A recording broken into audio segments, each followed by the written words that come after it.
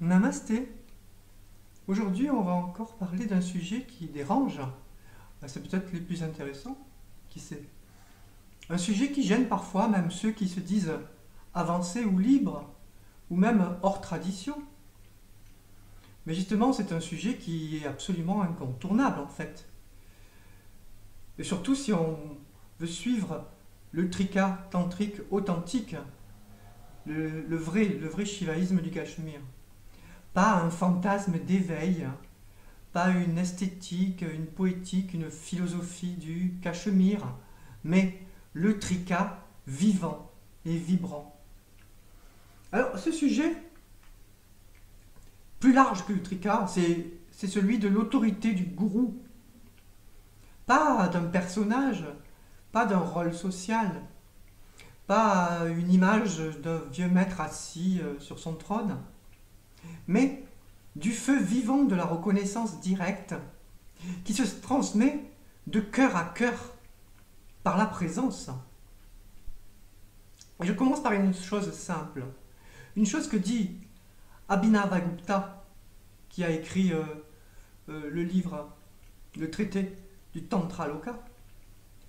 Une chose que répète aussi le Malini Vijaratara, un autre texte essentiel du Tantra Trika, et que tous les grands maîtres du Trika ont reconnu.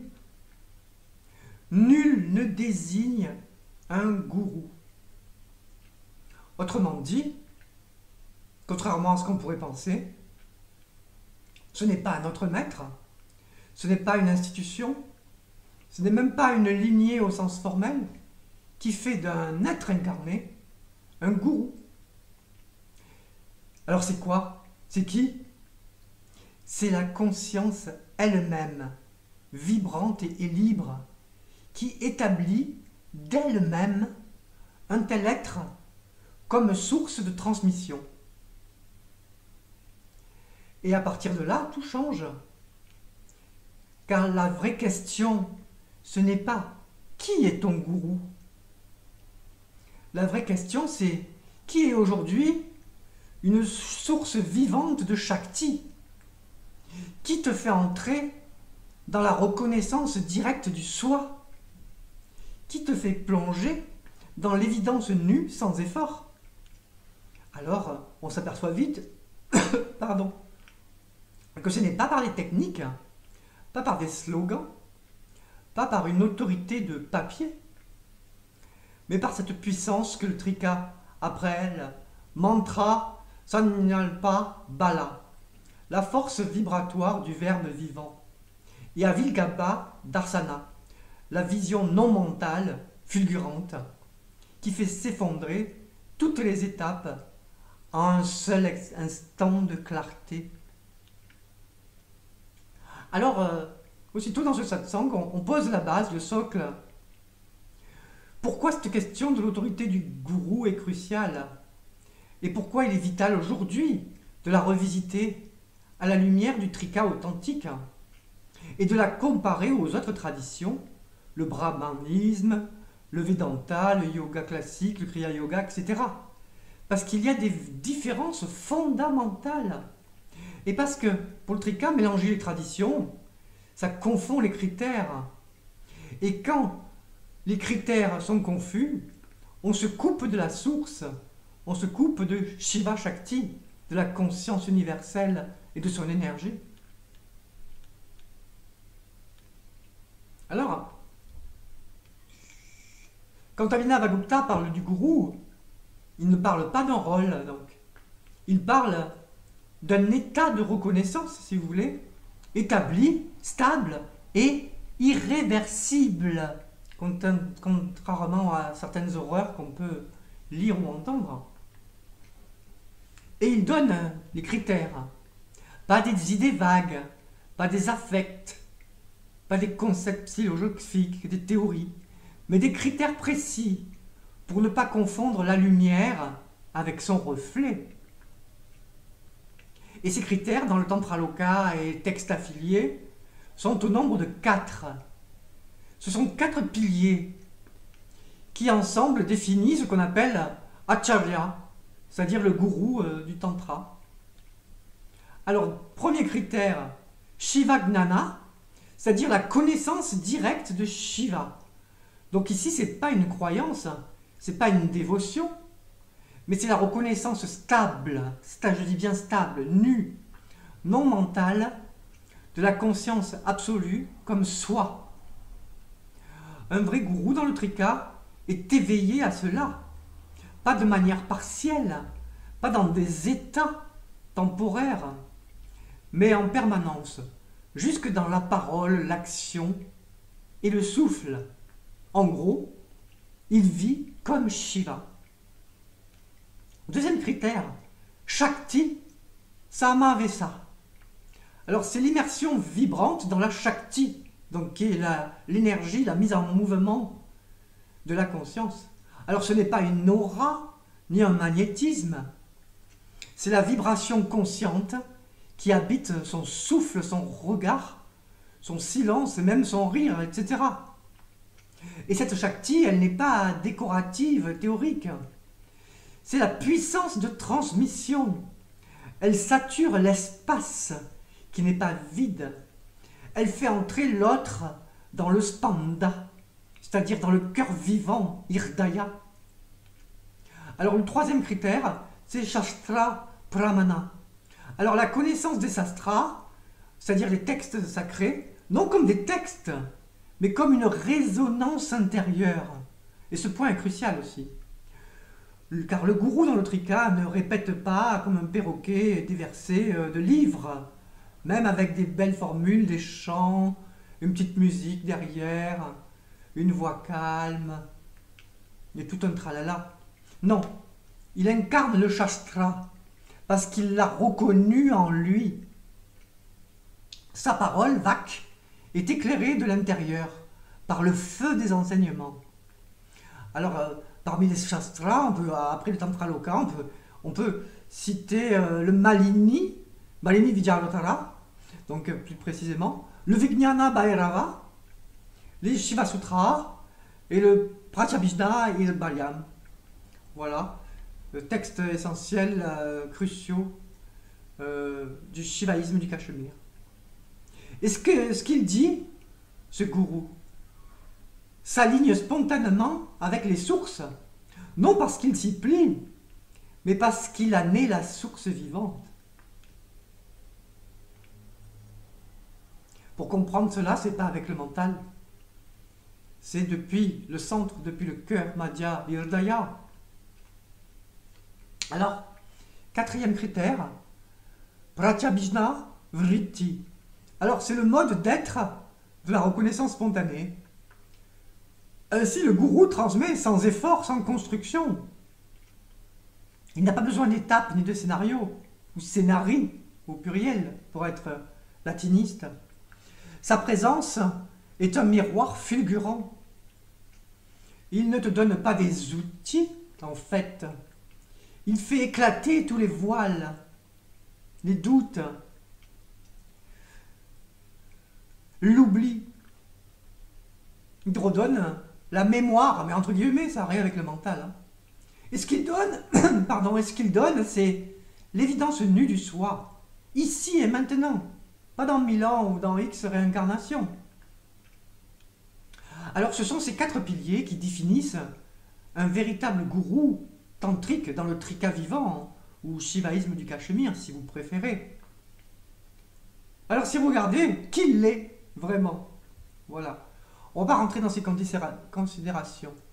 Ce ne sont pas en tout cas des attributs possibles. Ce sont des exigences ontologiques. Sans cela, oui, il peut y avoir un enseignant, un accompagnateur, un bienfaiteur, mais pas un gourou tantrique authentique.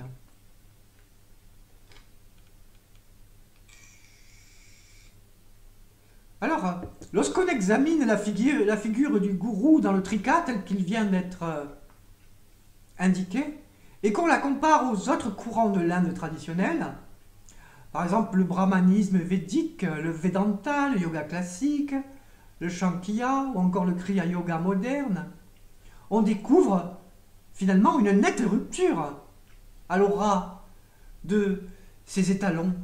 Une rupture nette, décisive et fondamentale en fait. Alors prenons-les brièvement par un. Alors, dans le brahmanisme, la figure du gourou est horizontale, c'est-à-dire héréditaire et institutionnelle. Le gourou est désigné souvent par la caste ou par l'appartenance à une lignée familiale, Gotra. Son autorité repose sur la récitation exacte des Védas, sur la transmission rituelle d'un savoir sacré, la maîtrise des karmas kanda, c'est-à-dire des rites sacrificiels. Ici, ce n'est pas l'expérience directe qui fonde l'autorité, et ce point est important. C'est pour ça que le trika, contrairement à ce qu'on peut lire, grand public, Wikipédia ou certaines vidéos, le trika ne reconnaît pas le Veda, ou du moins s'en détache pour les raisons qui ont été évoquées et qui seront encore évoquées. Car c'est l'appartenance rituelle et scripturaire qui la valide ici.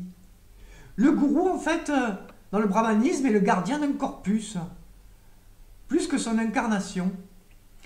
Et le trika rejette cette autorité horizontale, car elle est liée au karma, niyati, dans les tattvas. Elle ne garantit en rien la reconnaissance directe. Un brahmana n'est pas un gourou tantrique, sauf s'il a réalisé Shiva. Et donc le cas reste, lui, très théorique. Vous en conviendrez. Alors, si on regarde le Vedanta de Shankaracharya, le vrai, dans l'Advaita Vedanta de Sankara, le gourou est absolument nécessaire, mais ici encore, il n'est pas vivant au sens tantrique. Il est d'abord porteur du Shastra, et il est garant de l'enseignement des Upanishads.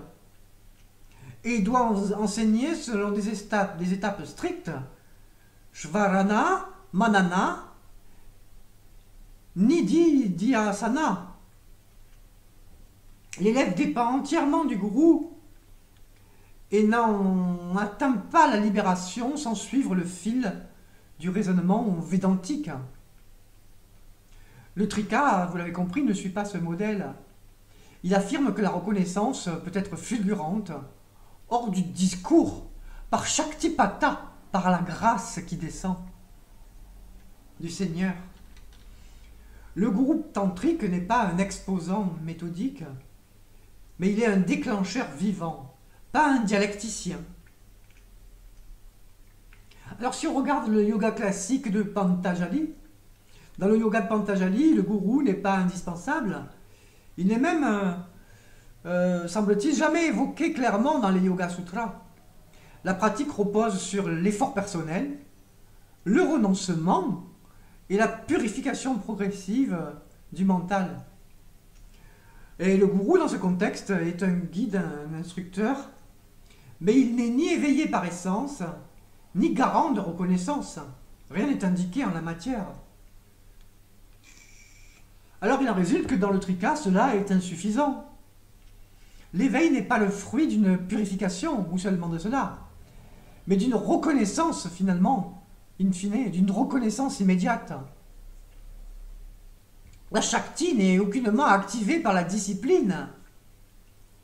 Elle est révélée par la conscience vivante du gourou, qui d'accoucheur, il transmet de cœur à cœur.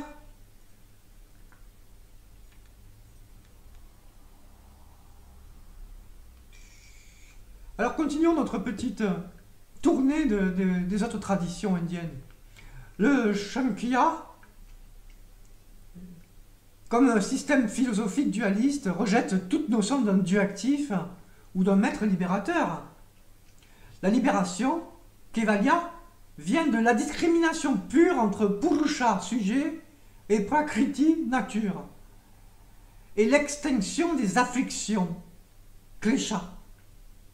Le gourou, ici, s'il existe, n'est qu'un instructeur logique, un philosophe, si vous voulez, parfois un ascète, pardon, mais jamais une incarnation vivante du soi.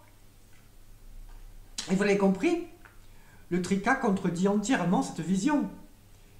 il affirme que le sujet ultime est libre, Vatantra, et que sa reconnaissance peut être déclenchée même par le regard du gourou éveillé.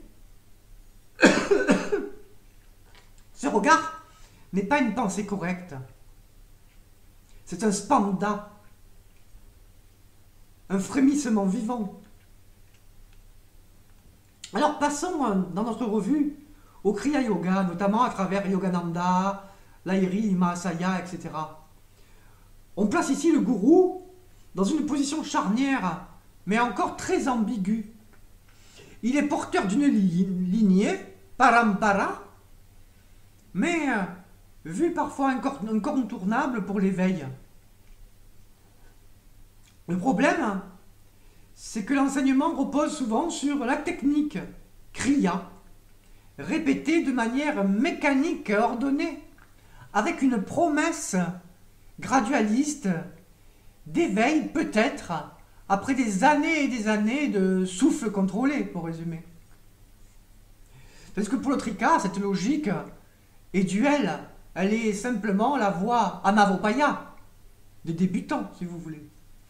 Mais elle n'est pas disqualifiée, mais elle est inférieure à la reconnaissance directe, Shambhavopaya. Car le gourou tantrique, in fine, ne transmet pas des techniques. Il libère, il lie immédiatement par la vibration même de la conscience. Rappelons les shastras du trika, nul ne désigne un gourou. La conscience éveillée elle-même l'établit. Alors revenons un instant à la spécificité du trika, avant de terminer avec notre revue. Le gourou tantrique est reconnu par son éveil, non par une nomination. Il est Jivan Mukta, éveillé ici et maintenant, et définitivement, d'accord? Il ne transmet pas un savoir, il fait éclater le voile en vous. Son autorité repose sur les 4 piliers, comme cela a été rappelé. L'essence de la conscience absolue, la fusion vivante avec l'énergie divine, la conformité avec les révélations des textes tantriques essentiels, dits sacrés, et la transmission directe de la reconnaissance. Ainsi, c'est la conscience éveillée qui agit directement à travers lui, depuis lui. Il ne dépend de personne, car il ne représente rien d'autre que le soi total. Voilà pourquoi dans le trika, il n'y a pas de hiérarchie institutionnelle, il n'y a pas de reconnaissance académique, seulement l'évidence vibrante de la conscience absolue.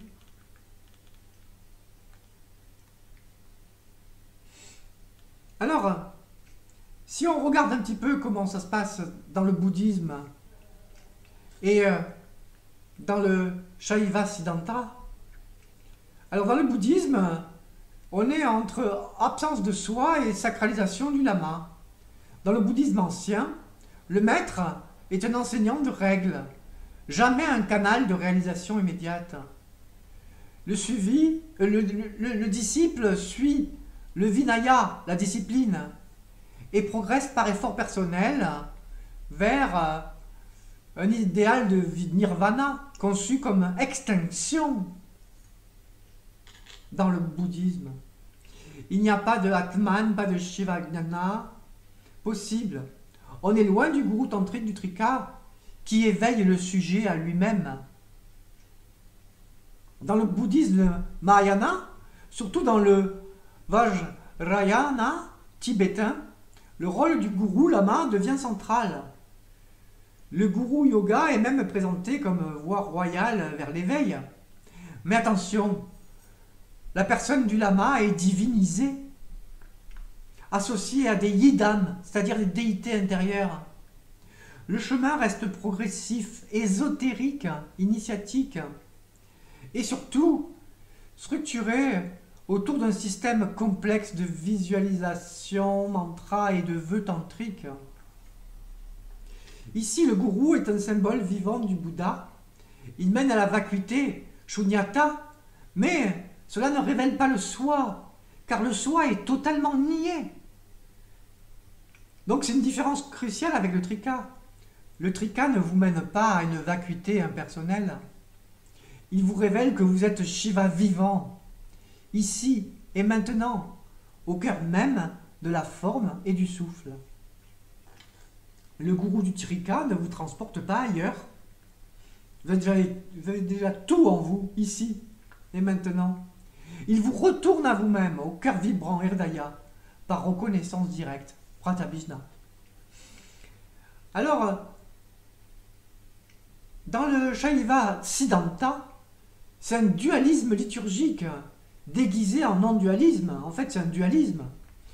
Le Shaiva Siddhanta est une tradition ancienne du sud de l'Inde, souvent dans le Tamil Nadu et autres, et souvent confondu avec le trika par ignorance. Pourquoi?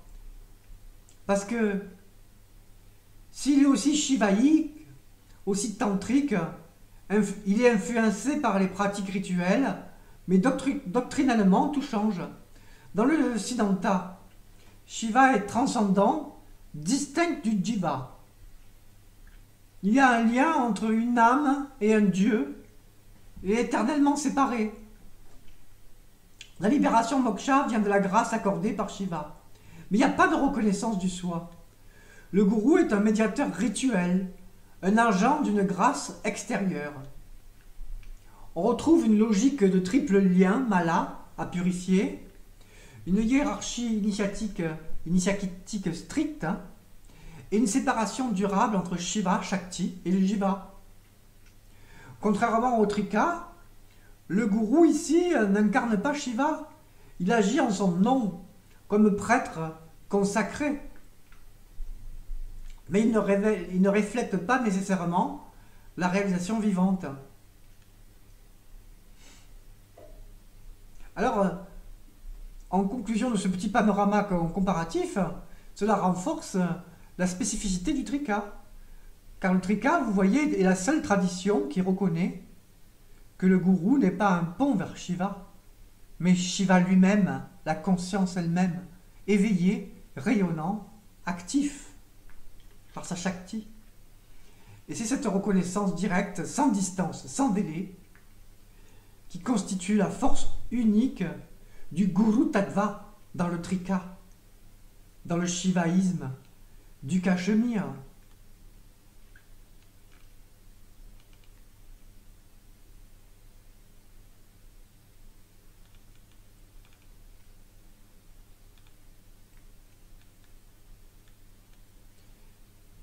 Et donc, dans ce voyage à travers les grandes traditions spirituelles de l'Inde, du brahmanisme en passant par le Kriya Yoga, le Vedanta, bouddhisme, etc., nous avons vu apparaître un critère commun, la reconnaissance d'un guide, d'un maître, d'un révélateur. Mais ce que le trika vient affirmer avec une puissance unique, c'est que le véritable gourou ne dépend de rien, ni d'aucune autorité extérieure. Le trika ne demande ni désignation, ni validation rituelle. Nul ne fait descendre le gourou, il se révèle par la conscience même. C'est cela les shastras du trika. Dans cette lumière, le gourou du trika n'est pas un rôle ni un rang. C'est la présence éveillée de Shiva dans une forme humaine, une conscience vivante, libre, déjà réalisée. Le gourou ne fait pas grandir, il ne libère pas, il vous fait vous reconnaître. Il ne conduit pas à un ailleurs, une petite personne à un ailleurs, il dissout le chercheur dans la source même. Ce gourou peut être une femme, un homme, ou ce que vous voulez, un regard, un mot, peu importe. Il peut transmettre sans mantra, sans geste, sans rituel. Car ce qu'il donne, c'est l'éveil du spanda, la reconnaissance immédiate que je suis Shiva, ici et maintenant, sans condition.